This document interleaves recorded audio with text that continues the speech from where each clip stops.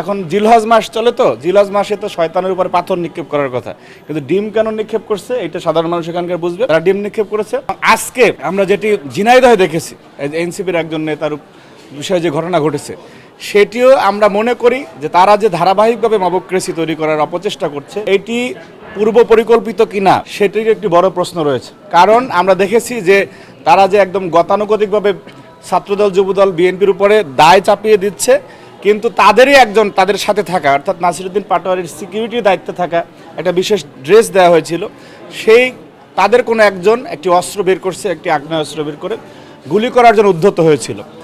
কিছুক্ষণ পরে আমরা দেখেছি যে এনসিপি সহ জামাত শিবির অনেক নেতাকর্মীরা সেটাকে ছাত্রদলের উপরে ছাত্রদলের নেতাকর্মী এইসব বলে পোস্ট দিচ্ছিল। কিছুক্ষণের মধ্যে আমি একটা পোস্ট সামনে এসেছে, ডাক্তার মৃত্যু সম্ভবত, উনি পোস্টটি ওনারা পরে সরিয়ে নিয়েছেন। অর্থাৎ এই ঘটনাও যে পূর্ব পরিকল্পিত, এটা আমাদের কাছে অনুমেয় যে তারা বাংলাদেশে একটি মাৎসনায় পরিস্থিতি, একটা বিরাজক একটি অস্থির পরিস্থিতি দেখিয়ে তারপরে কোন রাজনৈতিক উদ্দেশ্য হাসিল করতে চায় সেটি এখন প্রশ্ন হয়ে দাঁড়িয়েছে।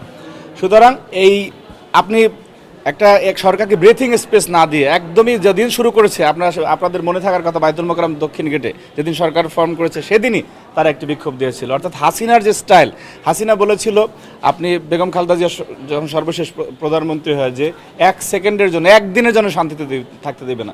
সে দীর্ঘদিনের আওয়ামী লীগের মিত্র জামাতের মাধ্যমে আমরা সেই কথাগুলির পুনরাবৃত্তি দেখতে পাচ্ছি যে তারা তারেক রহমানের সরকারকে যে মুখে এক কথা বলে, তাদের চাল চলন বাচনভঙ্গিতে একরকম, এবং বাস্তবতা এই যে নাসিরউদ্দিন পাটোয়ারি, দেখুন এই প্রসঙ্গটা যখন চলে আসছে যে বাংলাদেশে 5ই আগস্টের পরে যেই ধরনের অশ্রাব্য ভাষায় কথা বলার রাজনীতি দেখেছি, শিষ্টাচার শেষ করে দেওয়ার, ধ্বংস করে দেওয়ার, পারস্পরিক শ্রদ্ধাবোধ ধ্বংস করে দেওয়ার, অর্থাৎ আপনার মানে আগে এমন ঘটনা আমি হাসিনার সময় দেখি না। যে আমি নিজে খুনি হাসিনার নিয়ে অনেক সময় অনেক কথাবার্তা বলতাম, যে ফেরাউনের লেডি ভার্সন বলতাম, আপনার অনেকে সাক্ষী।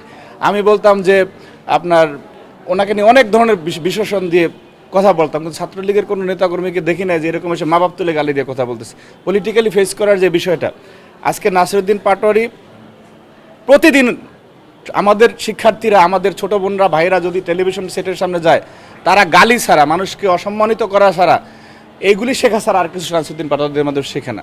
সুতরাং আমি মনে করি যদি সেইটি তারা পরিকল্পিতভাবে না করে থাকে, সংক্ষুব্ধ সাধারণ মানুষের তার উপর যে ক্ষোভ রয়েছে সেটির বহিঃপ্রকাশ ঘটেছে। কারণ কিন্তু আমাদের কাছে একটি প্রশ্ন যে এখন জিলহজ মাস চলে তো জিলহজ মাসে তো শয়তানের উপর পাথর নিক্ষেপ করার কথা, কিন্তু ডিম কেন নিক্ষেপ করছে এটা সাধারণ মানুষ এখানকার বুঝবে। তারা ডিম নিক্ষেপ করেছে।